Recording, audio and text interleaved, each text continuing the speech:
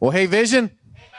Woo, how do you follow that? Man, I'm glad I'm just introducing Arthur today. I don't have to follow that. Man, we got some talent here. And literally, our volunteer base is what God builds this church on. We're going to have a volunteer celebration the end of June where we expect to have 150 people that serve in our church come to that event. So we are so grateful for people that serve here at Vision and serve in their life. We're continuing our Game Changer series. We've been talking for 2 weeks about how a game changer is a catalyst that can drastically or dramatically change an outcome. We see that here at our church, particularly when you serve. So what I want to do is I want to introduce my friend Arthur Mace. He's going to come up here in a minute. He's a pastor at New River Community Church in Lake Wiley. So he was actually born and raised in Gastonia, and he picked up and moved to the big city. And now he's down in Lake Wiley. And but seriously, you go to Lake Wiley, and to me, New River is like the church that cares for Lake Wiley. I mean, there's a lot of churches, and they all care, but you pretty much can't go in a restaurant or can't go in a store without running into somebody who's either goes to New River, been to New River, been ministered to by someone at New River, that knows Arthur, that has his phone number, that calls him late at night, that says, I need help. And like that is a big burden to have a town that leans so heavily on a church. And so I love that. Now, back when we were in our pre-launch phase, I talked at different times about what that year was like. And New River ministered to me and Meg and our family. We got to go down there and worship with them. We had a chance to pick their brains. We take some of our pre-launch team and go down there and learn from them and say, we're going to try to do ministry like New River does, but do it in Gastonia, to love on people here. And I loved it because early on with Arthur, we knew each other from years back, but when we reconnected in that season of my life, he said, Matt, we're going to spend a lot of time together. And we did. We'd go out to eat. I'd come into his church, we'd sit and talk, and he just poured into me totally open-handed, and I really think of him as a mentor in my life, and it's really one reason why here at Vision, we're so open-handed. If churches come to us and they say, how can we learn from you guys? How can we do kids ministry like you do, host teams? We say, come on in. We want to be open-handed with you and pour into you. Now, Arthur, been married for a long time to Lori, and if you ever go to New River, you'll hear him describe her as his short, hot wife. So everybody say, woo! So Lori, I know she's at home today with their daughter Hannah. So Lori, if you're watching on Facebook Live, Arthur is speaking good about you, okay, wherever he goes. They got 3 kids. Arthur is a big Clemson fan, but even bigger than that, he is a big Jesus fan. So if you would, please give a big old Vision welcome to my friend Arthur Mace.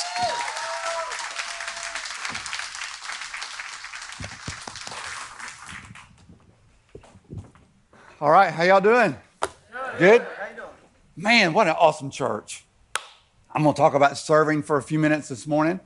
And, you guys already serve like world class. I mean, no kidding. I bet 2,000 people this morning have asked me, hey, Arthur, what can I do to help you? Wow, so much kindness, so much generosity here.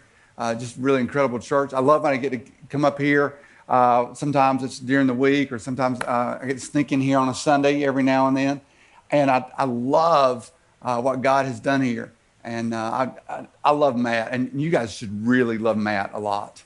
I mean, he is, his heart for you and his thoughts for you, his prayers for you. I mean, no kidding. There are very few pastors that I know that love their congregation the way that Matt does. He really, really has a special place in his heart for you. You're at the forefront of almost everything that he does in his life. And I know that from just talking with him, spending a lot of time with him. And he's a great guy. So pray for him, encourage him, love on him, love on his family, because they're incredible people. And y'all know that. But I just wanted to tell you that for just a minute. So let me pray for just a minute, and then we'll get started, all right? So, Lord God, we love you. Thanks for loving us first. Thank you that you're in charge. I'm really glad that we're not. And I pray that today that, God, that we would begin to be willing to see people the way that you see people. And we would move the way that you want us to move. In the strong name of Jesus, I pray. Amen. You know, one thing about people who are far from God that they think about people who are Christ followers, that they think about us, they think generally that we're very stingy people. And, because some of you are going to go out to eat in a little while. And, people who are on wait staff at restaurants, they hate the Sunday crowd. Do you know that? You ever waited tables before? And you hated the church crowd coming in, right? Because sometimes the church crowd comes in and there's 37 of them want to sit at the same table. And they all want their food immediately. And then they get done and they leave you a $2 tip and a tract. Hey, I'm giving you eternal life. What are you looking for? Right? So, the thing is sometimes is that that's what they look at. They look at us as being very stingy. They look at us as being very intolerant. And, and one of the things that we've got to do to draw people closer to Christ is say, look, that's not who we are, because we're not trying to be fake. But look, Christ followers, listen, we should be the most generous people on the planet. And in fact, we're not stingy. We're not stingy at all. We're very generous. And it's not that we're intolerant. We're the most tolerant people in the world. People sometimes don't want to hear what we have to say, but we will say, well, look, where are you? And we want to come where you are, and we want to lead you into a relationship with Jesus. That's very big for us. It's very important for us. And so as you sit here and think about this, well, how do you get at this idea of being, people think that we're stingy and people that think we're intolerant? Well, the way you get at that is to say, well, we're going to serve you. That's what we're going to do, because everybody can say something nice, but when you really are going to get to the point where you say, look, I'm going to demonstrate to you that I love you. I'm going to demonstrate to you that I care for you by serving you. It makes a huge difference. Now, of course, the thing is Christ followers are not the only people who serve, right? I mean, there's other people who serve. And you don't have to be a Christ follower to do that. It's easy to serve someone that you love, isn't it? You remember when you're first dating someone and you're trying to get that person to like you a little bit more, and whatever they want, you open the door, you buy them something to eat, you're very nice. Then later on it's kind of like, would you hand me the remote? Why? And it's easy to serve when you're on a mission trip. It's easy to do it at times, but you know what? What if we did that all the time? If that's what marked us as people, is that we were willing to serve other people. What if that's the kind of people that we really were? Not all people in the world serve other people, and not all Christ followers serve other people. But, you kind of got to get at first this morning. Let's talk about this motivation that we have for serving. Let's talk about that for just a minute. Because if you're not a Christ follower and you serve other people, I don't understand that. Because that's wrecking your whole worldview. I see, because if you're like, I don't need God, I'm far away from God, and God's not really important to me. And maybe you're here this morning, but you lost a bet and you had to come to church with somebody this morning, and you said, well, I help people, I serve at Habitat for Humanity, or I do something nice for my neighbor, or whatever. You don't have to be a Christ follower to serve. But I don't understand how someone serves and is not a Christ follower. But that is such a heavy burden for you, because you're saying, look, I don't need God, because with that secular mindset that you probably have, you think, I don't need God. God's not important to me. And so what happens is you are doing things for other people sometimes, but like, why? Because the natural selection for you is that the strongest survive and the weakest go away. And so, you talk about kind of skewed kind of worldview there. That's kind of crazy. On the other hand, as Christ followers, we don't serve so that we can say, hey, God, look what I did. We realize that when we serve, it doesn't mean that God loves us more, that God's going to do something for us, that he owes us something because we serve. But we serve because Christ served us first. Now, I think there's all kinds of, motivations, for serving. But the motivation we have is really, really important. Sometimes we have this idea that the God of the Old Testament is like grumpy God. And then the God of the New Testament is like our friend. And like something happened, like he's God 2.0 or something. And so the God of the New Testament, he got a haircut, got some cool clothes, and he wants to be our friend. And the guy of the Old Testament just grouchy all the time.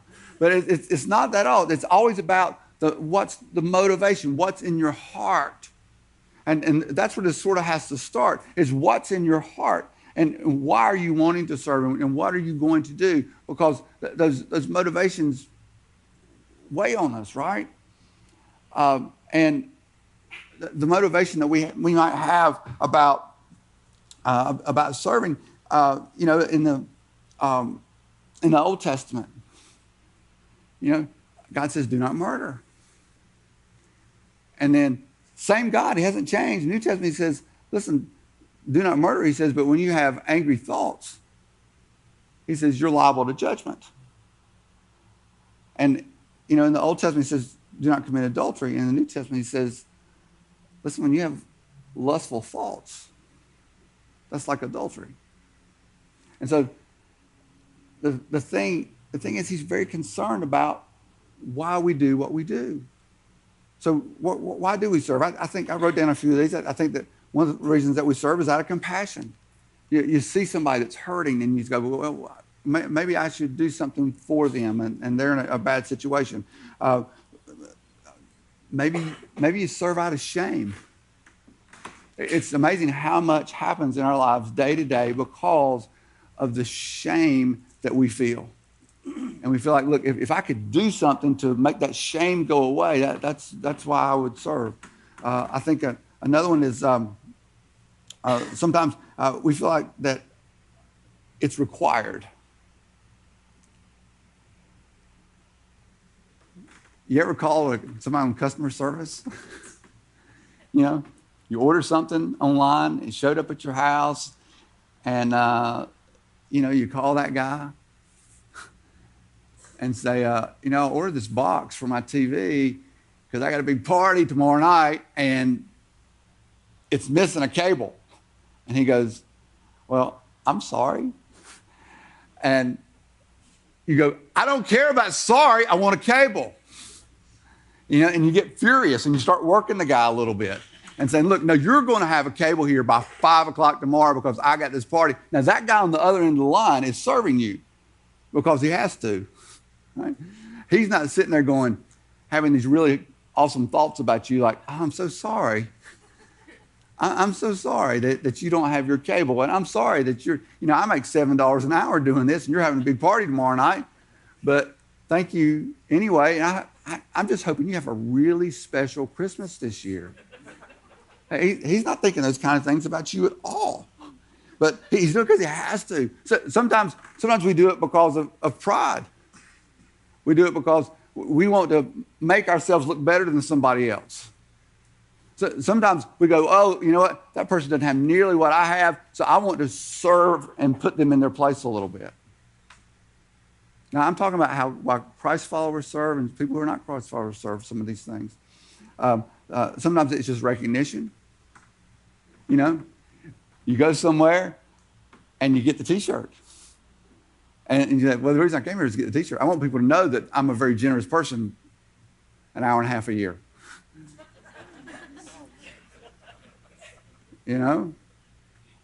Sometimes you just want to be recognized for that a little bit. Sometimes it's manipulation. This happens a lot in marriages, doesn't it? Tell you what, I'm going to go out here and cut the grass because when I cut the grass, I'm going to come back in the house and she's going to be happy with me. She's going to sit beside me on the couch. And we're going to sit close and hold hands. And she goes, "You're going to take a shower first." All right, so there's all kinds of reasons that we can serve, but I'm trying to get at here a little bit is that, so you can do the right thing with the wrong motives and it can still be sin. And so as Christ followers, we've got this opportunity to serve, and it's not just about checking the box and getting it done, but it's, are you willing to serve because Jesus served you first? Is that your motive? Or is there another motive? It's not just about the action, it's about the heart. So let me show you what I'm talking about. So if you got a Bible, turn to John chapter 13. If not, It's on the screen behind me, I believe.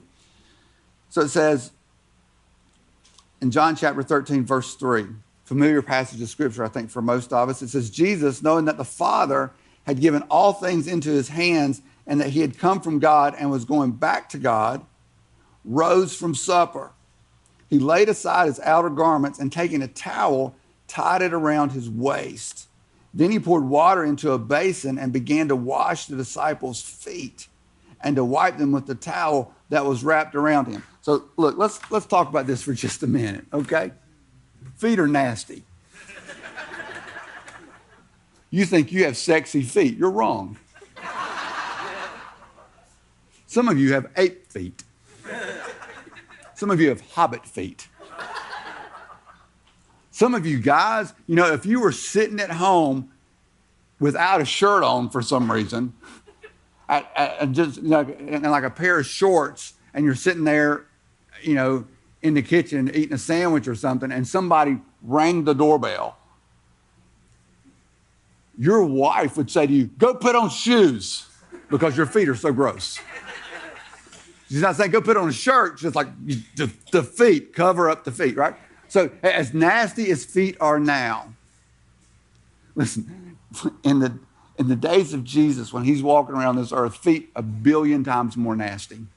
So in the times when Jesus is walking around, I mean, the nastiest, grossest, most terrible thing that you could do was to wash the feet of men. That was the lowest of the low. There was nothing that you could do that was lower than that. And so I was thinking about, I wanted to kind of help you kind of understand that a little bit, because we kind of say that and go, oh yeah, whatever. So I was trying to tie this into modern day just a little bit. And so I started to say, think of what I'm about to tell you. What if the president came to your house and did this, what I'm about to say? But then I thought, too many of you would really like for the president to do what I'm about to say, so I shouldn't say that. So just think of somebody that in your mind that you would love to have dinner with, anybody in the world. You know, somebody maybe of great wealth or honor, popularity, acclaim, whatever. I mean, just think of that whoever that person is for you. Who would you love that person to have? You'd have dinner at your house. Okay? So that person comes and has dinner with you. And after dinner is over, he gets up, takes his jacket off. He doesn't say anything. And you're like, and he leaves the room. You're like, well, where's he going? And so, you ask people around the table, where'd he go? What happened? What's going on? And so you hear something a couple minutes later, and you go in there, and he's cleaning your bathroom. Now, any of you have boys? You have boys? Okay. The boys' bathroom at your house is the grossest, nastiest place on earth.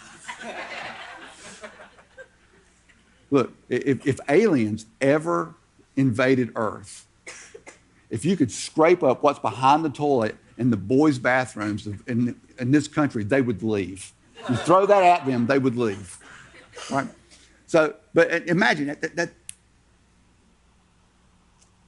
that person that you think of as having great honor. He's in there on his knees, cleaning out behind the toilet. It's gross. That's what we're talking about here. Is that somebody lowers themselves to say, I'm going to serve you, and get nothing in return. And then it says in verse 6, it says, he came to Simon Peter, who said to him, Lord, do you wash my feet? Now for the second time, and Peter is basically saying to Jesus, look, I know you're God, but I'm going to argue with you. Because, he had said to Peter, he said, you know what, I'm going to die. And Peter said, no, you're not going to do that. That's not a good idea. And here's for a second time that Peter says, Jesus, I'm not sure about what you're doing here. And he says, well, look, I'm going to do something important here. And he says, I'm going to wash your feet. And Peter basically says, no, you're not. This is not a good idea. And he goes on. He says, Jesus answered him, what I am doing, you do not understand now, but afterward you will understand. In other words, you're not going to get this right now. This is not going to make sense to you in the next couple of minutes, but it will make sense to you. I'm going to explain it to you. And so Peter said to him, he says, you shall never wash my feet. Jesus answered him, if I do not wash you, you have no share with me. Simon Peter said to him, Lord, not my feet only, but also my hands and my head. Jesus said to him, the one who is bathed does not need to wash except for his feet, but is completely clean, and you are clean, but not every one of you. For he knew who was to betray him. That was why I said, not all of you are clean. So time out right there. I mean, did you catch that? It says, for he knew who was to betray him. He's talking about Judas, of course. But Jesus is going to serve someone who is going to betray him, who is going to hurt him, who is going to deliver him over to the authorities so that Jesus can be beaten, whipped, stabbed, endure 6 illegal trials, and be crucified.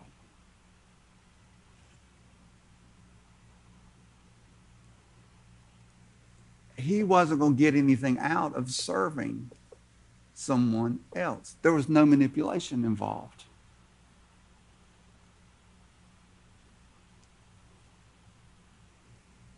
And it's easy to serve the people that we love. But are we willing to serve the people, not only that we don't know, but more about the people we don't even like?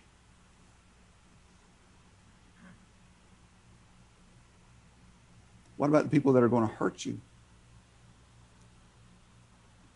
It says, when he washed their feet and put on his outer garments and resumed his place, he said to them, do you understand what I have done to you? You call me teacher and Lord, and you are right, for so I am.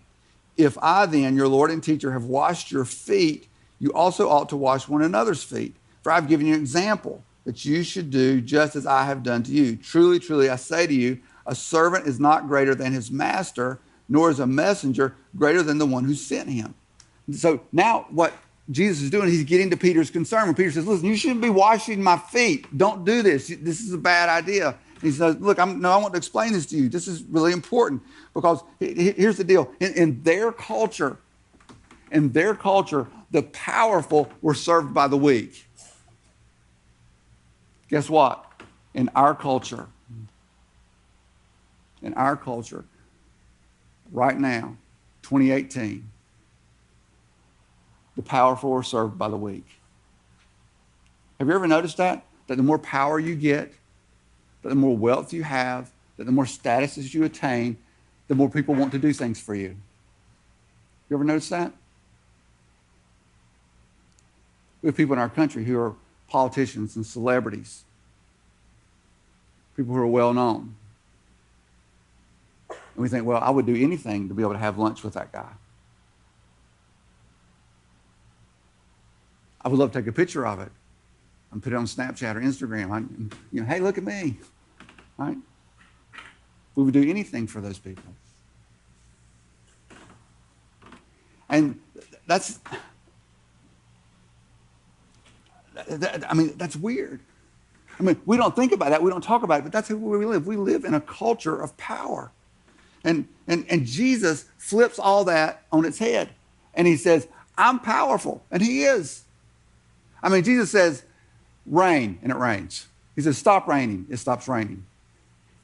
He says, stop being sick. You stop being sick. Somebody's dead. He says, stop being dead. They come back to life.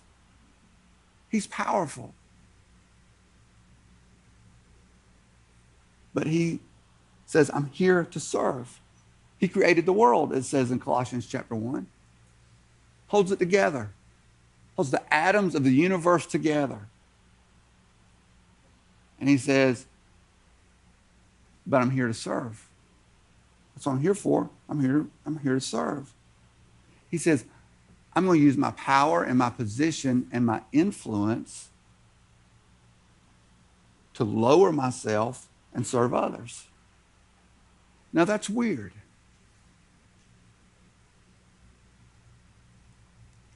But do you know what a powerful message that is to people who are far from God? When they see somebody that they think is stingy and intolerant is willing to serve them, to do something for them, to love them, to have great actions with godly intentions, you know how powerful that is? Let me show you a couple examples of what I'm talking about. Matthew chapter 20,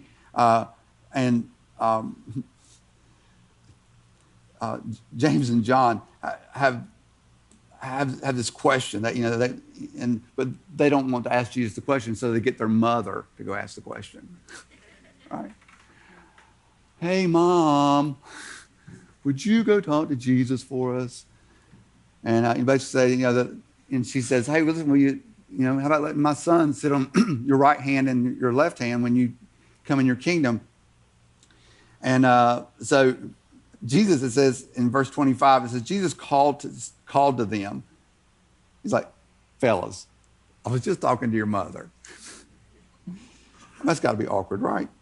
But Jesus called to them to him and said, you know that the rulers of the Gentiles lord it over them, and their great ones exercise authority over them. It shall not be so among you. We're not doing it that way.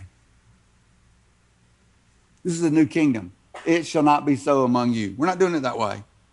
He says, but whoever would be great among you must be your servant, and whoever would be first among you must be your slave, even as the Son of Man came not to be served, but to serve and to give his life as a ransom for many.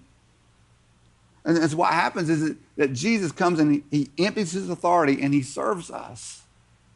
And so what do? We empty ourselves of entitlement of who we are. But hey, look at who I am and what I've done. We empty ourselves of entitlement and we serve others.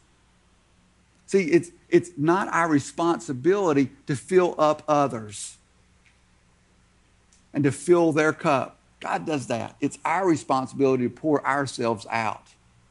I love what Matt said a few minutes ago. That as a church, when someone comes here and says, hey, how did you guys do this? That you step in and go, well, here's everything we know. Here's everything we've learned. And it's not, well, we're going to charge you for this, or we're going to make you feel bad about it. We're just going to serve you. I was talking some with the band a little bit before the service, and they were talking about people that they met this weekend from other churches. And I could hear in the things that they were saying, well, look, how can we help you? How can we serve you? How can we encourage you? That's powerful. It's powerful when you do that for somebody who's far from God. It's powerful when you do that for another Christ follower. It encourages them. It lets them believe that there's something good that's going on. And so what do? We serve one another. And the early church did a great job with this. And somewhere along the line, we kind of messed this up. Paul writes in Philippians chapter 2, he says, do nothing from selfish ambition or conceit. He said, about humility, count others more significant than yourselves. Now we read this and we go, yeah, that's what I'm going to do. I want to be a humble person and I want to serve others in humility. But what really happens is we struggle with it because of this comparison trap that we get ourselves in. Because that's what we do. We look at somebody else and go, oh, he's a lot better than me.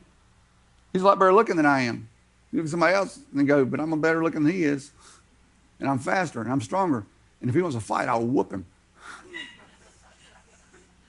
That's what we do. We size people up and go, what's that guy doing driving that car? What's he selling?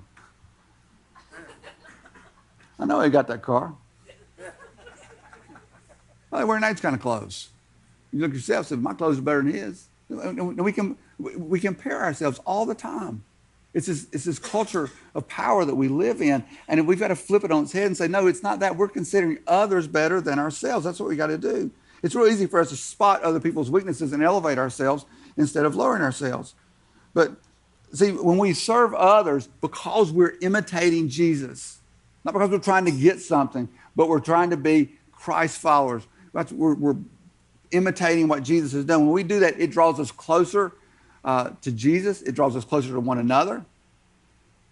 We serve people who are far from God. You know what? It softens their heart. And they go, I'm going to consider this. I'm going to reconsider my thoughts about these people who are Christ followers. It allows us to demonstrate our love for them. And it changes us, doesn't it?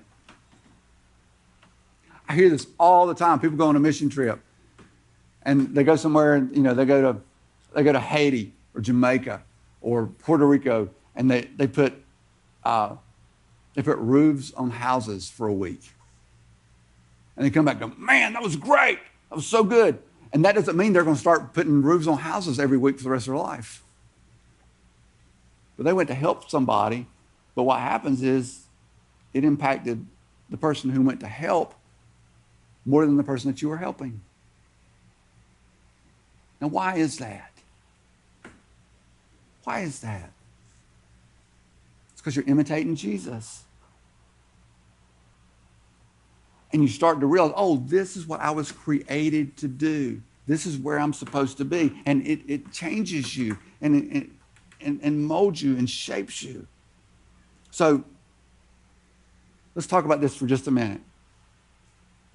So what does this look like? As Christ followers, where do we serve? First, serve your spouse. Guys, listen. You go to work, you come home, you don't walk in the door, get something to drink, go sit down and say, I've done my 8 hours a day, and just chill for the rest of the night. No, you come in, you serve your wife. Look, when you come home, I mean, you know her and you love her. Remember how you would do anything in the world for her. And, you come home and something weird has happened. There's this big pile of dishes in the sink. And you sit there and go, somebody should do something about that. Because ordinarily it's not there, but you don't sit there and think, well, maybe something's wrong maybe my wife doesn't feel good today. Maybe I should help her with that, or maybe I should take care of that for her. But instead you just go, I guess she'll do that later on. No, that's not the way that works. It's doing life together. Lori and I have these things on once a week or so. We call it a sync meeting. SYNCH. Because her life is very important to me. And my life is very important to her. And we sit down and I say, what have you got coming up on your calendar this week? And I tell her what's coming up on my calendar. And we kind of make sure we haven't got things in conflict with one another. Now, I mess that up a lot. But it starts with serving at home. And listen, if you're not married, then, well, where do you start serving? You serve with your roommate. You serve your roommate. If you don't have a roommate, you should get a roommate. The second thing is your children. Your children need to see you modeling servanthood. They need to see you being generous. This doesn't need to be a news flash to them at all. This needs to be something that they love doing. They love seeing you modeling being a servant. Then the next place is with your neighbors. And maybe you got weird neighbors. Maybe you got crazy neighbors. Maybe you got neighbors who burn cats in their backyard. I have no idea what kind of neighbors you got. But look, what you should do is that you should figure out, hey, what can I do for them? And something little.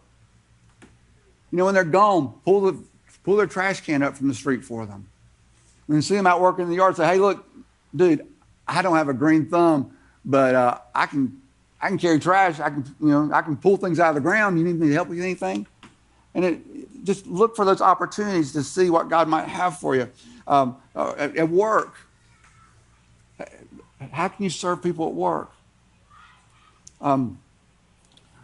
Your friends, look for how can you serve friends and the people that you've got around you? How can you serve at church? Now, I really don't have time for this, and this is going to be a little bit awkward, but I want to do it anyway. Because here's the thing about serving at church is that people start going, well, I did that one time. I had enough of that. And I'm tired of it, or whatever. And I want to show you something just very practical, very quickly. So if you've been taking notes this morning, just take that pen. And if you haven't been taking notes, you don't have to do this. This is optional. But take a piece of paper and a pen and put the pen in the hand that you ordinarily do not write with. So if you're right-handed, put it in your left hand. If you're left-handed, put it in your right hand. Sorry, I'm a Gaston County High School graduate. I have to explain things like that sometimes, right? All right, so put the pen in the hand you ordinarily don't write with. Now, what I want you to do is I want you to write your name. You can do that. It's not complicated, right? Just your first name is fine. Right? So write with the hand that you ordinarily do not write with, okay? Now take that pen and put it in your hand you ordinarily write with and write your name. Okay? Now see, here's the thing. When you wrote with the wrong hand, you know what? It was hard. It was a struggle. It was awkward, wasn't it? But you could get it done. But then you wrote with the hand you ordinarily write with, you didn't have to think about it. You just did it, right? Now in the context of serving at church, if you'll serve in the places where you know God has gifted you to serve, you'll love it. You'll love it. And Matt and the leaders at Vision Church will help you get into the spot to serve where it's effortless for you, where God has gifted you to serve. You say, man, I don't like being around children. It's awkward for me. Well, maybe you can still serve with children, but what you do is maybe you're really good with spreadsheets and keeping things organized. You know, and so you find a place to serve where it works naturally for you, because God has gifted you to do some of those things. And you know, here's the thing. When I was a little boy, we had a pond not too far from my house, and so sometimes I'd go out there and I'd throw big rocks in the pond. And you know, sometimes I'd get the biggest rock I could and throw it. You know, it'd go like 3 feet, but I wanted to see the big splash, and then it would just ripple out. Right? But you know, the thing is, I also found out is that I could go there and I could stand there and I could drop something very small into the water, and it would still make ripples, and they would ripple out. And so the opportunity that we have to serve is to, sometimes we've got something really big that we can do. And sometimes it's something very small that we can do for someone. And we think, well, this is not very important. This is not very significant. No, it is, because even the smallest thing, God can use that to do something incredible. And those things begin to ripple out. Vision Church started with a handful of people. I met the handful of people. And now hundreds of people are here. Thousands of people are impacted. And I want to encourage you, keep making the choice to serve other people. Jesus said he came not to be served, but to serve. That's what we do. And so I would encourage you this morning, would you begin to pray? Just a very simple prayer. God, would you allow me to see people the way that you see people? God, let me see my wife, my husband, the way that you see them. Let me see my children the way that you see them. Let me see my neighbors the way that you see them. Let me see my coworkers the way that you see them. Let me see the people at church the way that you see them. And if you'll begin to consistently pray that, God will begin to open some opportunities for you to serve in ways that you didn't really imagine. So, just a very simple thing. God, would you allow me to see people the way that you see people?